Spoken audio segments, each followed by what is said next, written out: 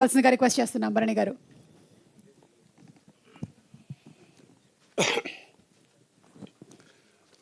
ETV అన్నా ఈనాడన్నా మనకు రామోజీరావు గారు గుర్తొస్తారు.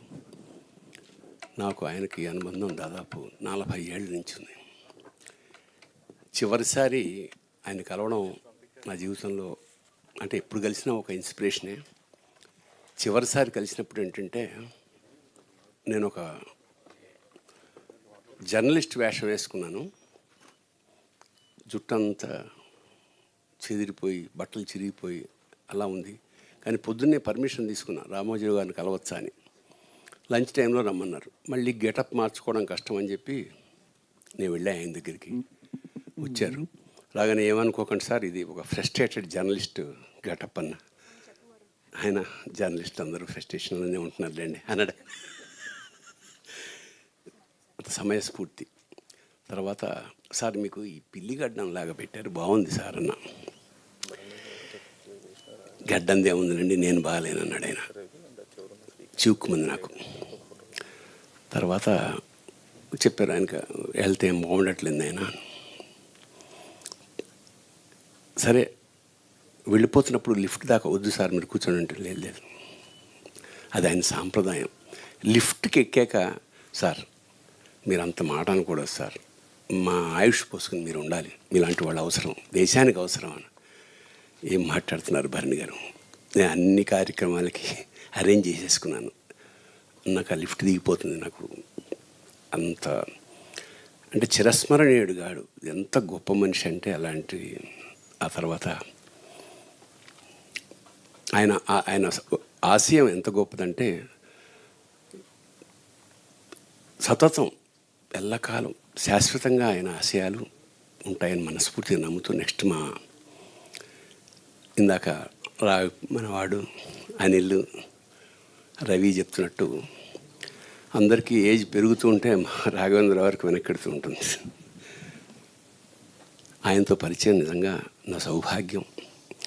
ఇప్పుడు మల్లెలు పోసిన పల్లకిలో ఊరేగుతున్నట్టు ఉంటుంది ఆయనతో పెడుతుంటే. ఎంత రైటర్ కానీ డైరెక్టర్ కానీ యాక్టర్ కానీ ఎంత ఎంజాయ్ చేయొచ్చో. కేవలం ఆయన ఉన్నాడంటే నాకు ఎట్టి పరిస్థితుల్లో యాక్చువల్గా ఇవాళ నాకు వేరే పని ఉంది, కానీ ఆయన స్వయంగా ఫోన్ చేసేటప్పటికి ఇంకా కాదనలేకపోయాను. ఇక ఈటీవీ చాలా గొప్ప వేదిక ఇది. ఎందుకంటే పూర్వం షార్ట్ ఫిల్మ్స్ అనేవి ఒక ట్రెండ్గా మొదలైందన్నమాట. అంటే విజిటింగ్ కార్డ్ ప్రొడక్షన్స్, అంటే నేను ఇది చేయగలను అని. కాకపోతే అంత సక్సెస్ఫుల్ కాలేదు. లక్షలాది మంది షార్ట్ ఫిల్మ్స్ చేస్తున్నారు, కానీ ఈ వేదిక మాత్రం ఖచ్చితంగా. ఎందుకంటే పరిపూర్ణమైన కథను అరగంటలో చెప్పగలిగిన వాడు ఏదైనా చేయగలడు అనేది ఒక. తర్వాత మన వాళ్ళు చెప్పినట్టు యాడ్స్, సాంగ్స్, ఫైట్స్ ఇలాంటివే కదా.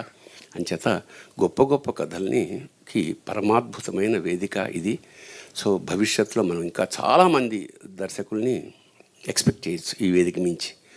అలాగే నటులు సతీష్ వేగేసిన కథ చెప్పిన ఉత్తరక్షణమే నేను ఎస్ అన్నాను. చాలా బాగా చేశాడు, చాలా తక్కువ టైంలో చకచక చేసేసాడు. ఖచ్చితంగా ఈటీవీ విన్లో కథలు మనం దాచుకోదగ్గవి, హృదయంలో దాచుకోదగ్గవి. అలాగే ఎంతమంది గురించి చెప్పిన చిన్న ఆవకాయ ముక్క లాంటి మా సొమ్ము గురించి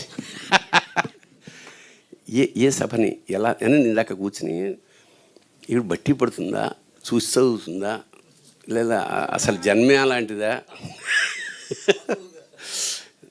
వండర్ఫుల్, సచ్ ఏ టాలెంటెడ్. నిజంగా పద్మశ్రీ ఆవిడకి అక్కర్లేదు, ఆల్రెడీ పద్మశ్రీ గురించి ఎక్కువ డిస్కషన్ అవుతుంది. ఎందుకంటే గబుకు ఎక్కువ డిస్కస్ చేస్తే ఇవ్వరు కూడా. అంచేత అంతకన్నా హృదయాల్లో నిలిచిపోయిన మా సుమని నిజంగా ఆశీస్సులు అందిస్తూ శుభం భూయాత్. All the best. God bless you.